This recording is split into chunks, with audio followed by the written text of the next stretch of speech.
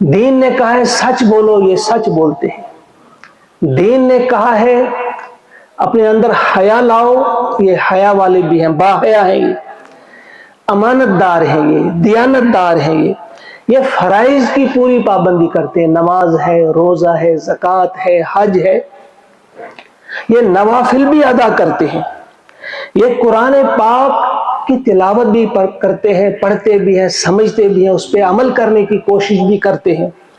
اسی طرح سے اخلاق بھی ان کے بڑے بلند ہیں، جس طرح سے دین چاہتا ہے کہ تمہیں با اخلاق ہونا ہے تو یہ با اخلاق بھی ہے۔ گویا یہ سب پانچ کے پانچ جو ہیں یہ ہر معاملے میں دیندار ہیں، بہت اچھے ہیں، ایک ہی قسم کا ان کا برتاؤ ہے۔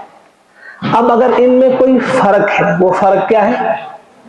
تھوڑا سا فرق آپ دیکھیں گے کہیں، بالکل معمولی فرق، یعنی اتنی چیزوں میں ہم آہنگی ہے، بالکل ایک قسم کی یہ چیزیں، یکجہتی ہے اتنی چیزوں میں۔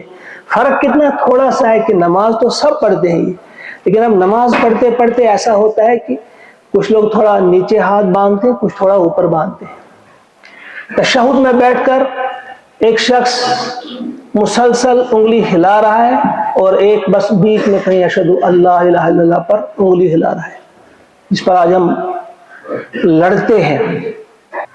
اسی طرح سے کچھ اور چیزیں تھوڑی بہت جن میں آمین کچھ لوگ آہستہ سے کرتے ہیں، کچھ لوگ تھوڑا زور سے کرتے ہیں۔ ساری چیزوں کو اگر آپ دیکھیں گے بالکل آپ کو لگے گا کہ یہ جو اختلافی چیزیں ہیں، ایک تو ان کے ساتھ دین کے ساتھ کوئی تعلق نہیں، اور پھر ہیں بھی یہ اتنی مختصر، بہت ہی کم ہے۔ دین اس کے مقابلے میں بہت زیادہ ہے اور وہاں ہم آہنگی بھی ہے۔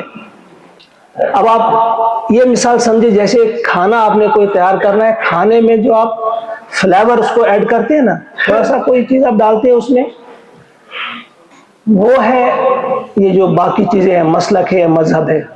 دین کھانا ہے۔ اب آپ دیکھیں کس کو آپ زیادہ زور دیں گے، اہمیت دیں گے، کھانا کیا بنے گا۔ مثال آپ کے سامنے رکھتا ہوں، آپ نے بریانی بنانی ہے، 10 آدمیوں کے لیے آپ نے بریانی بنانی ہے، آپ کو چاہیے 1 کلو چاول،